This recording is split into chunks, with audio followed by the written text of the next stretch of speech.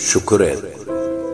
Seher turup yalan şeyini görenine, beyik Allah sansız gedek şükür et. Perişteler şayat dolsun dileğine, gara gözlüm görýänine şükür et. Elin sağ, ayağın yürek dur şükür. Beyik bir var, eylegen zikir, kelläňde aýlama, kineli pikir, ojuňdan örýänine şükür et. Başarsan saklagyn şol bir durkuňy, mulayymlyk, beder senin görküňi, mäkem tutduğun elindäki erkiňi, insan bolup döränine şükür et.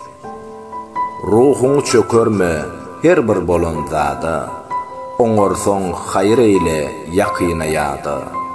Ötögçü sen bu 5 günlük dünýäde, kalwaňdaky imanyna şükür et.